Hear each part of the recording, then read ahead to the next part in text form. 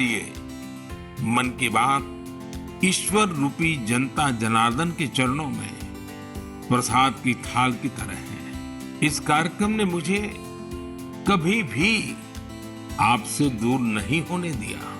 मन की बात मेरे लिए तो दूसरों के गुणों की पूजा करने की तरह ही रहा है। मन की बात में पूरे देश के कोने कोने से लोग जुड़े।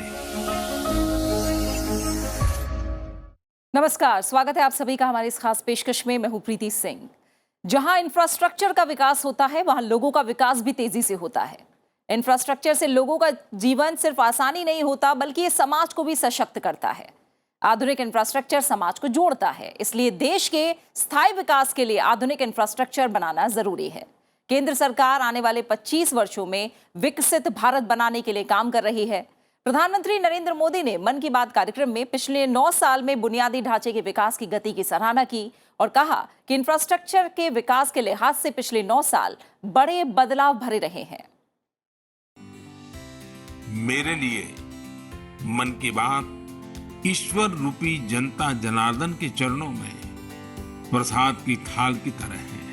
इस कार्यक्रम ने मुझे कभी भी आपसे दूर नहीं होने दिया। मन की बात मेरे लिए तो दूसरों के गुणों की पूजा करने की तरह ही रहा है। मन की बात में पूरे देश के कोने कोने से लोग जुड़े। बुनियादी ढांचे से जुड़े सभी क्षेत्रों में पिछले 9 साल बड़े परिवर्तनकारी रहे हैं। प्रधानमंत्री नरेंद्र मोदी की मन की बात का ही नतीजा है कि रक्षा और स्पेस सेक्टर में आज स्टार्टअप्स ऐसे आइडिया पर काम कर रहे हैं जिनके बारे में पहले कभी सोचा नहीं जाता था। वहीं सोलर एनर्जी एक ऐसा विषय है जिसमें पूरी दुनिया अपना भविष्य देख रही है।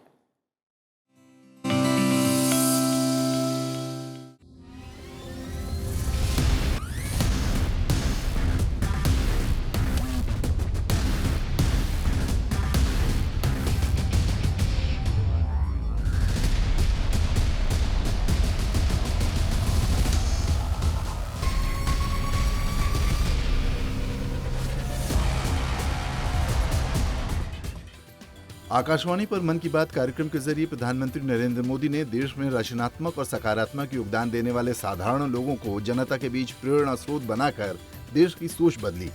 प्रधानमंत्री ने मन की बात कार्यक्रम के जरिए लोगों के साथ खुलकर विचार साझा किए, लोगों की बातें सुनी और देशवासियों को हमेशा कुछ नया करने के लिए प्रेरित किया।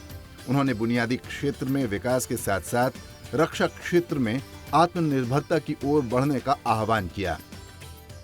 जब आसमान में हम अपने देश में बने फाइटर प्लेन तेजस को कलाबाजियां खाते देखते हैं, जब भारत में बने टैंक, भारत में बनी मिसाइलें हमारा गौरव बढ़ाते हैं, जब समृद्ध देशों में हम मेट्रो ट्रेन के मेड इन इंडिया कोचेस देखते हैं, जब दर्जनों देशों तक made in India corona vaccine को पहुंचते ही देखते हैं, तो हमारा माथा और ऊंचा हो जाता है। प्रधानमंत्री ने डिफेंस सेक्टर में सरकार की नीतियों का लाभ उठाने के लिए देशवासियों को प्रेरित किया है। पिछले कुछ वर्षों में रक्षा क्षेत्र में किए गए सुधारों के अच्छे परिणाम देखने को मिल रहे हैं। आजादी के पहले हमारा देश डिफेंस सेक्टर में दुनिया के कई देशों से आगे था। हमारे यहाँ अनेकों ऑर्डिनेंस फैक्ट्रियां होती थी। उस समय कई देश जो हमसे बहुत पीछे थे वो आज हमसे आगे हैं। आजादी के बाद डिफेंस सेक्टर में हमें जो प्रयास करने चाहिए थे, हमें अपने पुराने अनुभवों का जो लाभ उठाना चाहिए था, हम उसका लाभ नहीं उठा पाए। लेकिन आज डिफेंस सेक्टर में, टेक्नोलॉजी के क्षेत्र में भारत आगे बढ़ने का निरंतर प्रयास कर रहा है। भारत आत्मनिर्भरता की तरफ कदम बढ़ा रहा है। जून 2022 में प्रधानमंत्री नरेंद्र मोदी ने अपने मासिक रेडियो कार्यक्रम मन की बात में कहा कि भारत सौर ऊर्जा और अंतरिक्ष के क्षेत्र में कमाल कर रहा है। पूरी दुनिया उसकी उपलब्धियां देखकर हैरान है। बीते कुछ समय में हमारे देश में स्पेस सेक्टर से जुड़े कई बड़े काम हुए हैं। देश की इन्हीं उपलब्धियों में से एक है इन स्पेस नाम की एजेंसी का निर्माण। एक ऐसी एजेंसी जो स्पेस सेक्टर में भारत के प्राइवेट सेक्टर के लिए नए अवसरों को प्रमोट कर रही है। आज से कुछ साल पहले तक हमारे देश में स्पेस सेक्टर में स्टार्टअप के बारे में कोई सोचता तक नहीं था। आज इनकी संख्या 100 से भी ज्यादा है। अक्टूबर 2022 में मन की बात कार्यक्रम में प्रधानमंत्री ने अंतरिक्ष में 36 उपग्रहों को एक साथ स्थापित करने में इसरो को मिली सफलता का जिक्र किया। प्रधानमंत्री ने अंतरिक्ष क्षेत्र में पैदा हो रहे बड़े अवसरों का स्टार्टअप्स और इनोवेशन के जरिए अधिक से अधिक लाभ उठाने के लिए भारतीय युवाओं का आह्वान किया। भारत ने एक साथ 36 सैटेलाइट्स को अंतरिक्ष में स्थापित किया है। दिवाली से ठीक एक दिन पहले मिली ये सफलता एक प्रकार से ये हमारे युवाओं की तरफ से देश को एक स्पेशल दिवाली गिफ्ट है। इस लॉन्चिंग से कश्मीर से कन्याकुमारी और कच्छ से कोहिमा तक पूरे देश में डिजिटल कनेक्टिविटी को और मजबूती मिलेगी। इस लॉन्चिंग के साथ भारत ग्लोबल कॉमर्शियल मार्केट में एक मजबूत प्लेयर बनकर उभरा है। इससे अंतरिक्ष के क्षेत्र में भारत के लिए अवसरों के नए द्वार भी खुले हैं। प्रधानमंत्री नरेंद्र मोदी ने मन की बात कार्यक्रम में सौर ऊर्जा से लेकर बायो विलेज जैसे कई मामलों का जिक्र किया। सूर्य देव का ये वरदान है सौर ऊर्जा, सोलर एनर्जी आज एक ऐसा विषय है जिसमें पूरी दुनिया अपना भविष्य देख रही है और भारत के लिए तो सूर्यदेव सदियों से उपासना ही नहीं, जीवन पद्धति के भी केंद्र में रह रहे हैं। भारत आज अपने पारंपरिक अनुभवों को आधुनिक विज्ञान से जोड़ रहा है। मन की बात कार्यक्रम में प्रधानमंत्री ने कहा कि भारत आज अपने पारंपरिक अनुभवों को आधुनिक विज्ञान से जोड़ रहा है, तभी आज हम सौर ऊर्जा से बिजली बनाने वाले सबसे बड़े देशों में शामिल हुए हैं। इन दिनों पूरे विश्व में स्वच्छ ऊर्जा, रिन्यूएबल एनर्जी की खूब बात हो रही है। मैं जब विश्व के लोगों से मिलता हूं तो वो इस क्षेत्र में भारत की अभूतपूर्व सफलता की जरूर चर्चा करते हैं। खासकर भारत सोलर एनर्जी के क्षेत्र में जिस तेजी से आगे बढ़ रहा है वो अपने आप में एक बहुत बड़ी उपलब्धि है कि आज हर देशवासी सौर ऊर्जा का महत्व भी समझ रहा है और क्लीन एनर्जी में अपना योगदान भी देना चाहता है। सबका प्रयास की यही स्पिरिट आज भारत के सोलर मिशन को आगे बढ़ा रही है। प्रधानमंत्री के विजन का ही नतीजा है कि देश आज वैश्विक वाणिज्यिक बाजार में एक मजबूत खिलाड़ी बनकर उभरा है। अंतरिक्ष क्षेत्र को निजी क्षेत्र के लिए खोले जाने के कारण कई युवाओं के स्टार्टअप इसमें शामिल हो रहे हैं। इससे क्रांतिकारी परिवर्तन आए हैं।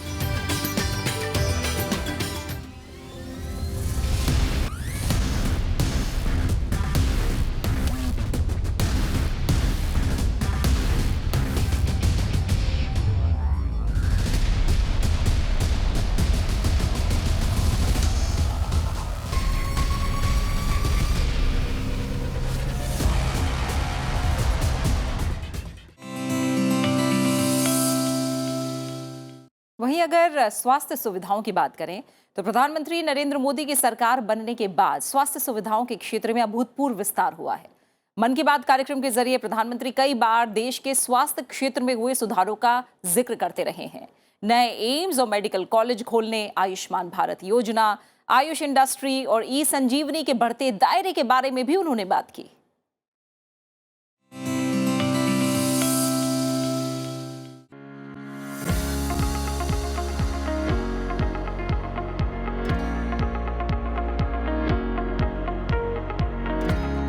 प्रधानमंत्री नरेंद्र मोदी विभिन्न क्षेत्रों में देश की सफलता को अपने मासिक रेडियो कार्यक्रम मन की बात के जरिए देशवासियों के साथ साझा करते रहे हैं। मार्च 2018 में उन्होंने देश भर में स्वास्थ्य सेवाओं और सुविधाओं के विस्तार पर खुलकर बात की।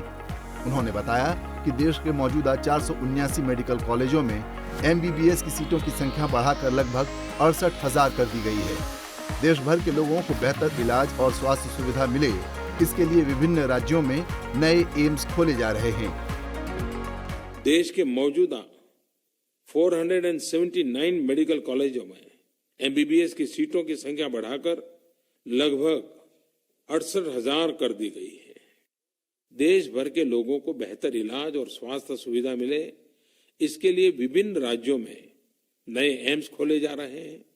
हर 3 जिलों के बीच एक नया मेडिकल कॉलेज खोला जाएगा। देश को 2025 तक टीबी मुक्त बनाने का लक्ष्य रखा है। ये बहुत बड़ा काम है। जन जन तक जागृति पहुंचाने में आपकी मदद चाहिए। टीबी से मुक्ति पाने के लिए हम सबको सामूहिक प्रयास करना होगा। प्रधानमंत्री नरेंद्र मोदी ने कहा कि गरीबों के लिए आयुष्मान भारत योजना एक बड़ा सहारा बन रहा है। लगभग 10 करोड़ परिवार यानी करीब 50 करोड़ नागरिकों को इलाज के लिए 5 लाख रुपए प्रतिवर्ष के स्वास्थ्य बीमा कवच से जोड़ा गया है। दीनदयाल जी पिछली सदी के सबसे बड़े विचारकों में से एक है। उनका अर्थदर्शन, समाज के सशक्त करने के लिए उनकी नीतियां, उनका दिखाया अंत्योदय का मार्ग आज भी जितना प्रासंगिक है उतना ही प्रेरणादायी भी है।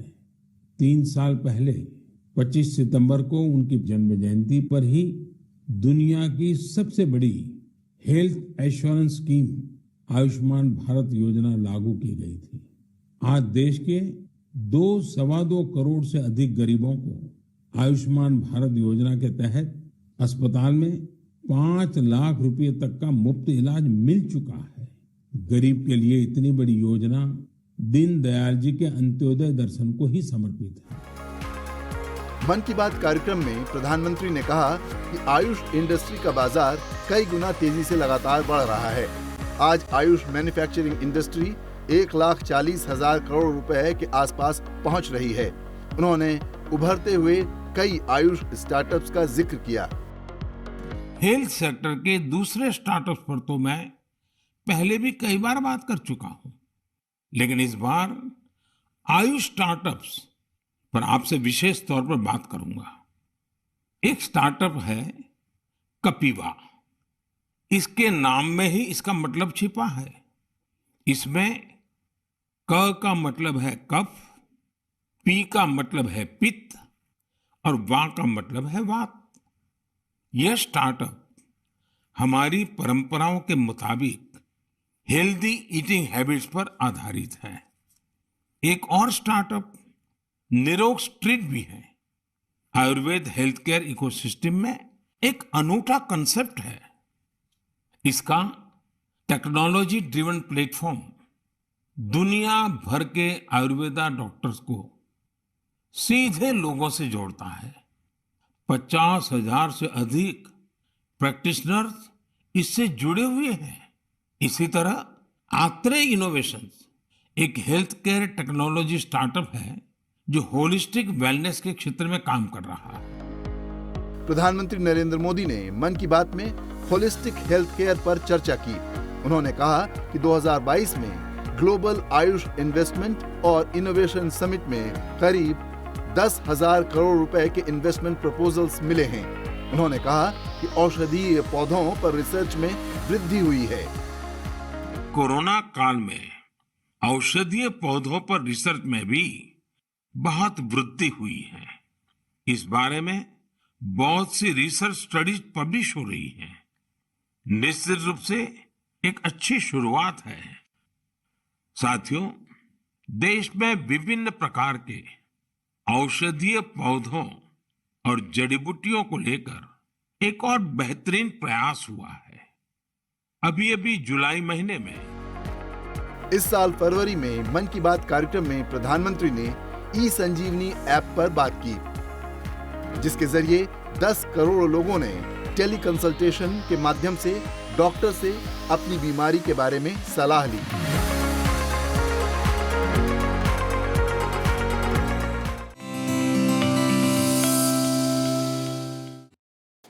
आज स्टार्टअप का जमाना है और देश दुनिया में तेजी से नए नए स्टार्टअप शुरू हो रहे हैं। प्रधानमंत्री नरेंद्र मोदी ने समय समय पर रेडियो पर मन की बात कार्यक्रम में इसका जिक्र किया। ये प्रधानमंत्री के प्रयास का ही नतीजा है कि देश में यूनिकॉर्न की औसत वार्षिक वृद्धि दर अमेरिका, ब्रिटेन और अन्य देशों की तुलना में काफी ज्यादा है।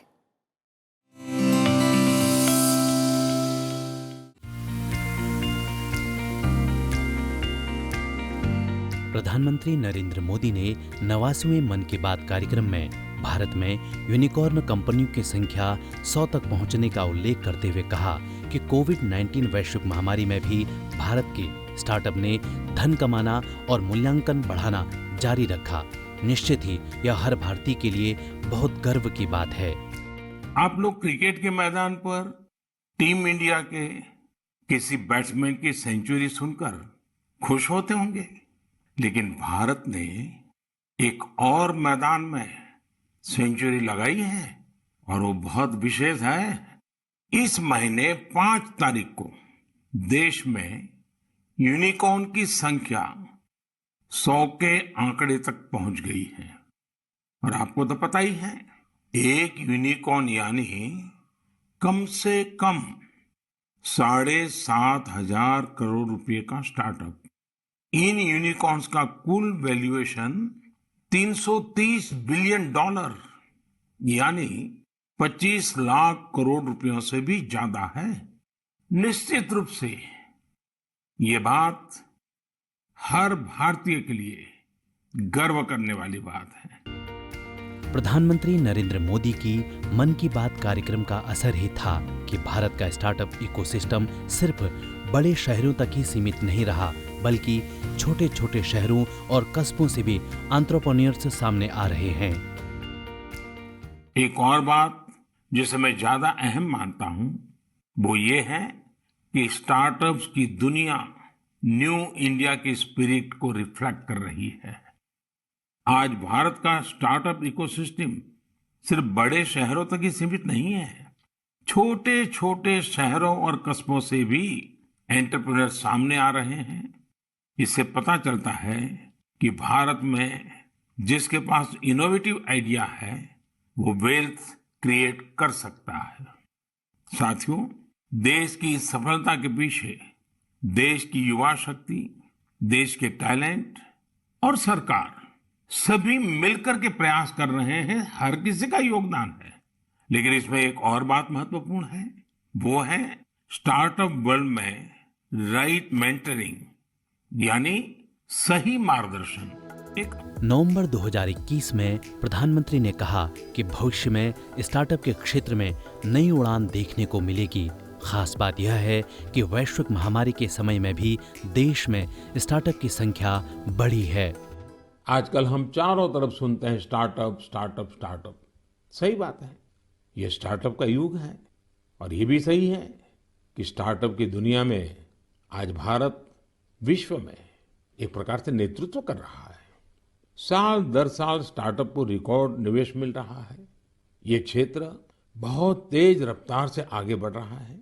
यहाँ तक कि देश के छोटे छोटे शहरों में भी स्टार्टअप की पहुंच बढ़ी है। आजकल यूनिकॉर्न शब्द खूब चर्चा में है। आप सबने इसके बारे में सुना होगा।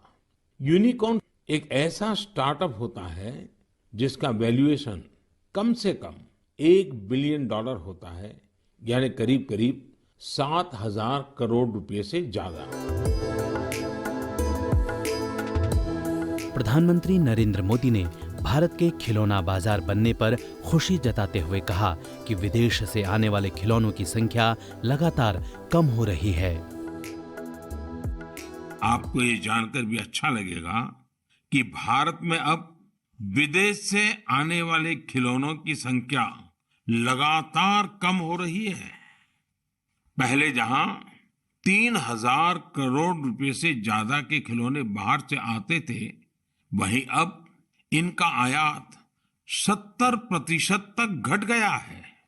और खुशी की बात यह कि इसी दौरान भारत ने 2,600 करोड़ रुपए से अधिक के खिलौनों को विदेशों में निर्यात किया है, जबकि पहले 300-400 करोड़ रुपए के खिलौने ही भारत से बाहर जाते थे। मुझे ये भी बड़ा अच्छा लगा कि हमारा स्टार्टअप सेक्टर भी खिलौनों की दुनिया पर पूरा ध्यान दे रहा है। वे इस क्षेत्र में कई मजेदार चीजें भी कर रहे हैं। देश में युवा प्रतिभा की उद्यमशीलता को बढ़ावा देने के उद्देश्य से स्टार्टअप इकोसिस्टम को बढ़ावा दिया गया और प्रधानमंत्री नरेंद्र मोदी की बात का असर युवाओं में स्टार्टअप को लेकर उनके क्रेज में दिखता है।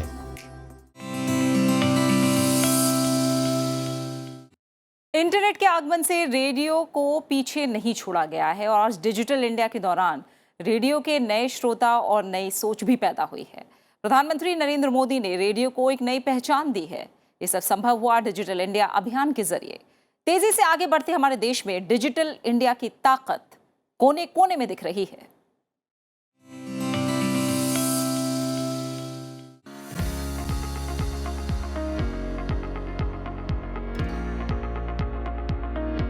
डिजिटल इंडिया प्रधानमंत्री नरेंद्र मोदी की महत्वाकांक्षी योजना रही।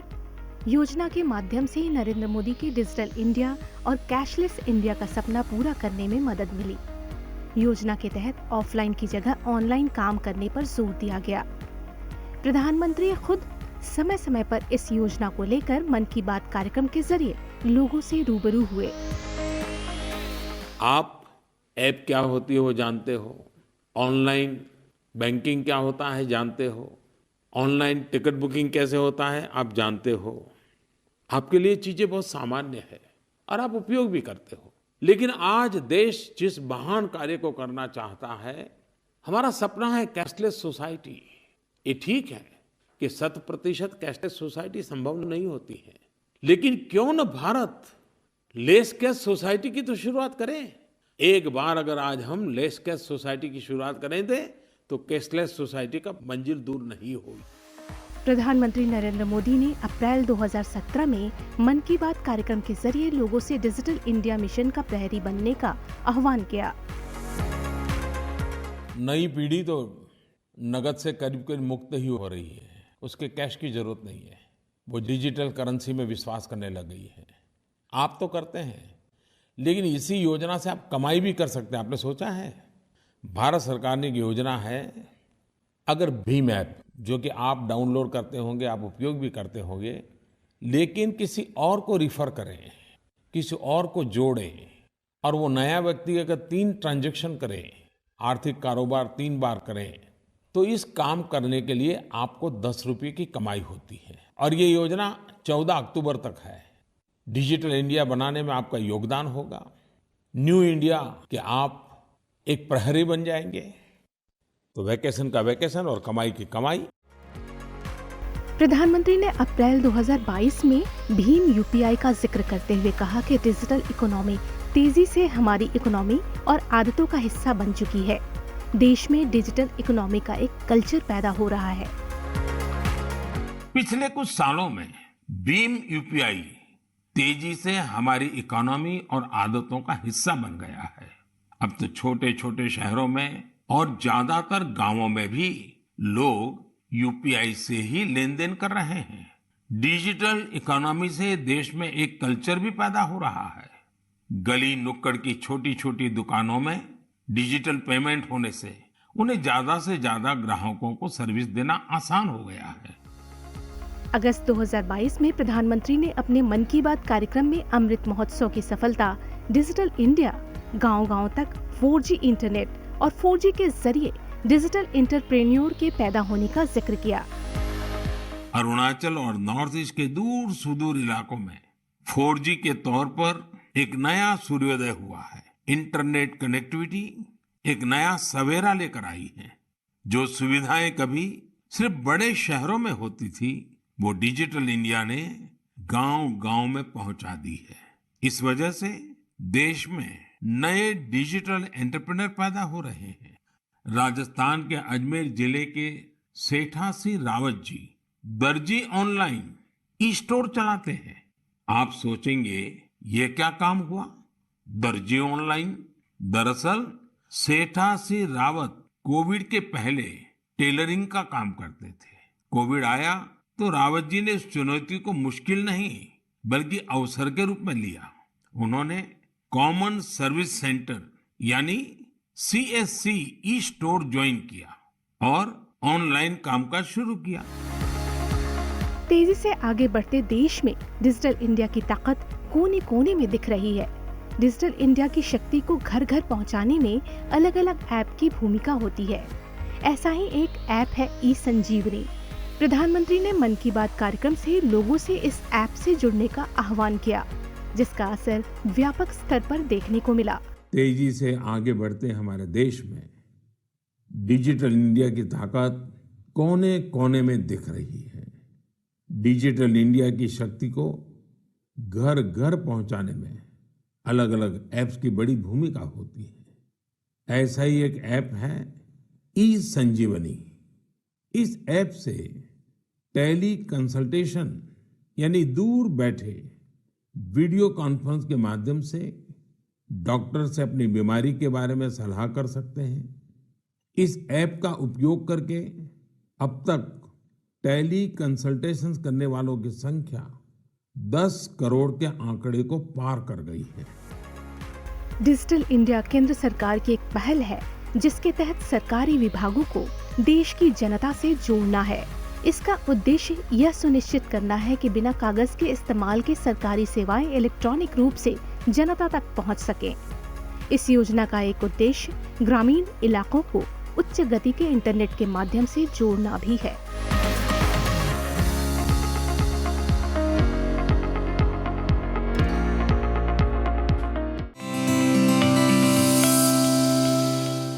और इसी के साथ हमारी इस खास पेशकश में फिलहाल इतना ही। आप इस कार्यक्रम को हमारे YouTube चैनल पर भी देख सकते हैं। अपना अच्छे से ख्याल रखिए और मुझे दीजिए इजाजत। नमस्कार।